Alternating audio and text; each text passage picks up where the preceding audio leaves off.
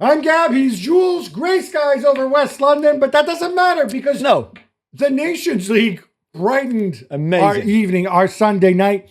Big shout out to the teams that have qualified, and in order of when they qualified, it's Germany. Yeah. It's, who's the second Portugal. one? Portugal. Quite the comeback, by the way. Yeah. No laughing at Cristiano. It's Spain. Taken to the edge by the Dutch, and it's France. Although you had to come, you're 2 goals in the hole. Come on, when Theo Hernandez missed the penalty, you said God is punishing us for playing this guy in his bleached hair. You were thinking that. Never in doubt. Anyway, it was really exciting, and we're going to talk a little bit about the Spain and Holland game at the top.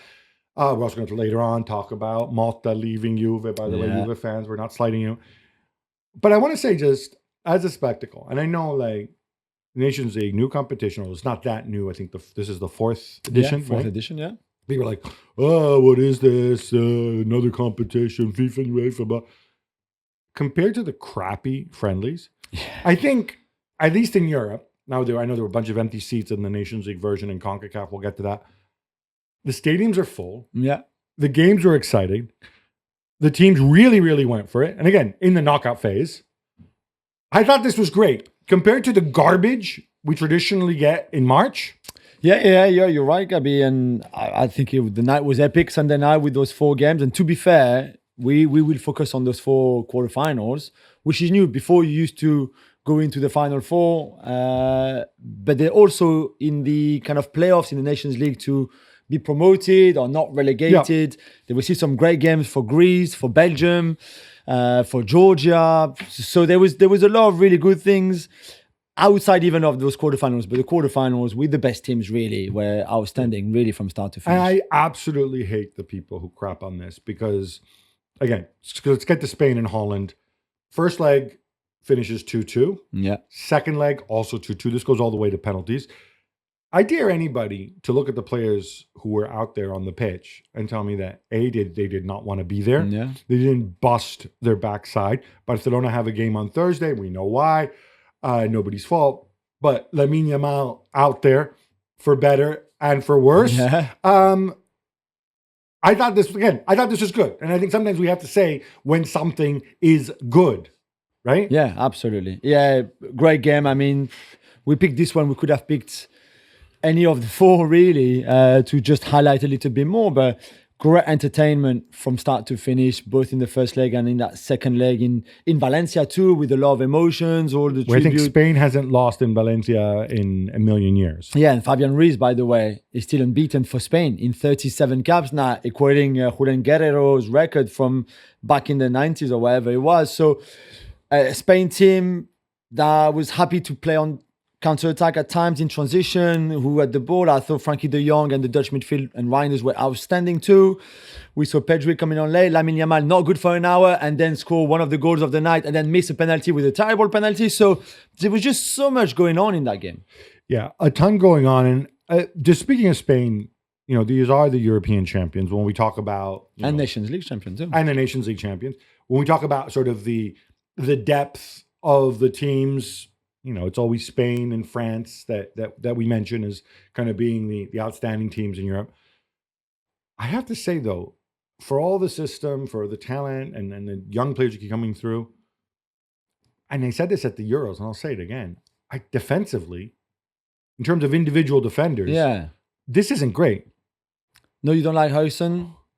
Huijsen, okay, he's comfortable on the ball. He's still very young. Let's see how he develops. Obviously, he kind of went through. He looks the part. Yeah. But the rest of the players around him, it just seems like this is a step down from what they have in midfield and what they have on the wings and what they have up front. Le Normand gave away that silly penalty, really.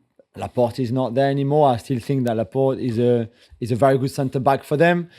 Then he's very young in Kubasi and Huijsen, and then I don't want to hear about Inigo Martinez so much anymore. But For Huijsen, the fact that he also played against his other country, and he's obviously mixed heritage, Dutch and Spanish. He moved to Spain when he was 5. His dad was a really promising player, Ajax Academy, Dutch guy. Maradoni, of course, if you know the story, that didn't like the right attitude. So there was a lot of things, narrative around Huijsen.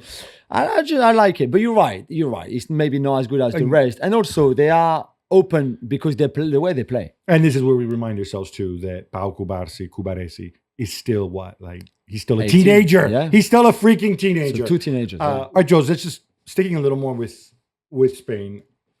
I corrected myself there about Cubarsí and Huijsen are still teenagers. Yeah, incredible. And we're judging them. And when I look at it and I say, okay, but they have to bring back Robin Lenormand, and I'm not a big Vivian guy. Yeah. The Euros, obviously, they had Emerick Laporte, who has he retired for the national team? Or No, I don't think so. He's had a bit of injuries, like private life issues, kind of thing. So maybe that's why. And obviously they had Nacho at the Euros. So I'm thinking like, all right, maybe that depth isn't there. I'm not a big Vivian guy. Inigo Martinez is 35.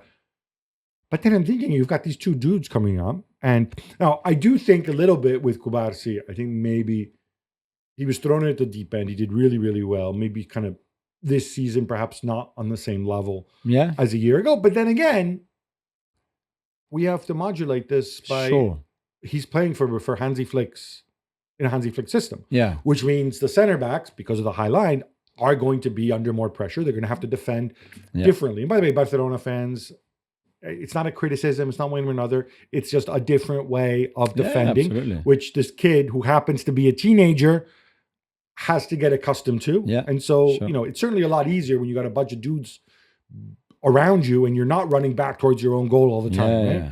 Right? So it does look pretty good there. Maybe in a couple years' time. Do you think Spain are still the best team in Europe?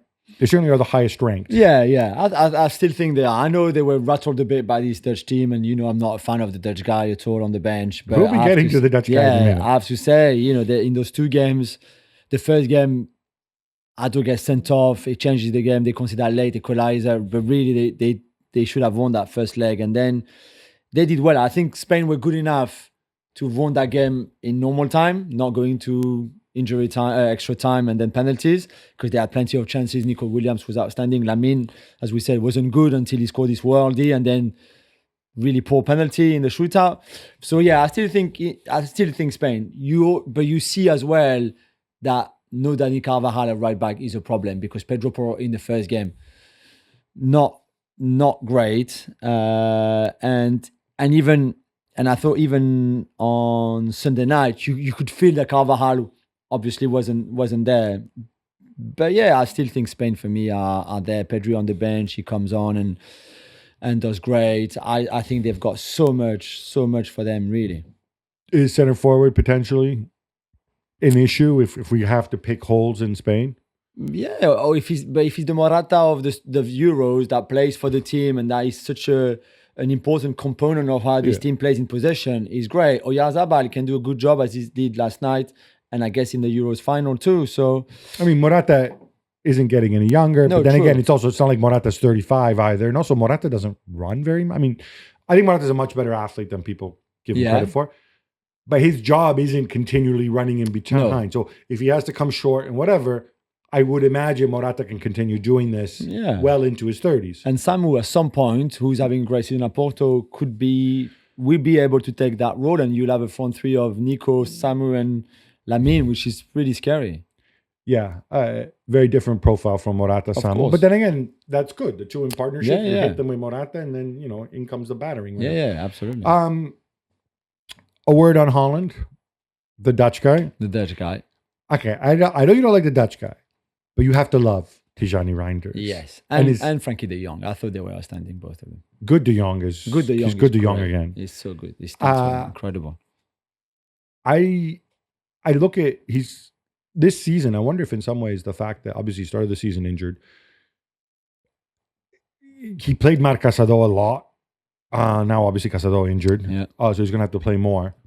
I wonder if that kind of almost extended his, not extended his shelf life, because it's not like he's old all of a sudden, but it makes him more important in the run-in for Barcelona as well. Yeah, maybe. The fact that he's got less football in his legs. There's talk of a new contract as well. Yeah. Maybe you're right. I think there's more responsibilities. He was given the armband by Flick in a few games, and I think he likes that. And it's still a Barca team that plays, as you said, with a super high defensive line. Maybe not so much on Frankie's strength, but in a collective like this, he's still very good. And even more when I watched him last night, I think there's not a mispass. He never lost the ball. And we're talking 120 minutes against arguably the best team in Europe, one of the best teams in the world in Spain. And Frankie's is just faultless. And I just think, wow. So yeah, I think he's a wonderful player and having a really good season. It's funny when we talk about kind of all around midfielders, you can, I don't want to have the 6-8 debate or whatever. If he's somewhere between 6 and 8, if you see him more as a 6. Yeah. He can obviously do both. There's very few people who are as all round as he is. Yeah, I agree. I love Joshua Kimmich when he plays for Bayern in the middle of the park. Maybe Kimmich is a slightly better passer, but Kimmich certainly doesn't have the physical presence that Frankie de Jong has. And the ball carry either, yeah. And he doesn't. Yeah, he certainly doesn't have the ball carrying ability as well. And I was thinking, like, who does? And then I thought, well, the guy he plays with, Tijani Reinders, in addition to being able to pull off the mustache without looking like a complete dork, that means you, Francisco Trincao. He does look like he looks like he wears a fake mustache. Yeah. Reinders can pull it off. Yeah, we agree? Yeah. And he's more handsome too. Yeah, absolutely. But Reinders does everything. Yeah, completely. There's a chance that he misses in the second half or in extra time at some point, like a shot that Unai Simon saves. And then it must be 110 minutes. I don't know, it was really late. And he's still going back to come back and help the team. And, you could easily have like just gone and then jogging back. But no, he was not sprinting because he was still late in the game and he looked clearly shattered. But I just love the work ethic. I love the mentality. I love to have, I think a player like that in any team is so important. It's funny because when I figure, okay, Reinders, as you said, can contribute to any team because he does so many things. Yeah, I agree. Where he would have been absolutely perfect this season, and it's not like they need him because they're going to win the league. Is Liverpool. Yeah. That would have been such a natural fit. Yeah. Now, obviously, I don't know because obviously Szoboszlai, McAllister, Jones, you have other people who are really good there. Right? Yeah. No, but I agree with you. But in certain teams, he would have been spectacular. It's nice for me to see Memphis Depay. As you know, I'm Team Memphis. Yeah. I always wondered. My first memory of Memphis is when they played Australia in the group stage in 2014, I want to say. And when he was basically unplayable. And I always wonder, what's he going to be like when he's old? Now I know. He doesn't run. He can't run. Nah. How do you lose? Nada is in Brazil. But you lose. He's lost his pace completely, but he still has the technical ability. And he's still smart. Yeah, absolutely. So shout out to Spain. The Dutch should be unlucky with penalty shootout as well. Now it's not the first time it happens, and also coming close to something good. So the next step, I guess, for Koeman is to take this team finally to even a final. Would do after obviously 2022, 2024. Let's see what they can do in 2026. So, can we remove Koeman from the unholy trinity? Not yet, because this is a hell of a generation he has too, right? This is good. Are you really that? Yeah, maybe like the number 9. You got old. There's no number 9. Yeah. The 9 between Memphis and Bobby, for example. Okay, the goalkeeper. Oh, I like Verbruggen. You like Verbruggen? Yeah, he still has. He did make some big saves, but he's got a ways to go. In terms of, so you still have him in the trinity of futility with Erik ten Hag and Peter Bosz. Yeah, there's still a couple. He's still stuck in that on that Dutch guy list. Hell. Yeah, Dutch guy list. Still for now. Sorry, Ronald. I saw it, Ronald. But you're getting there.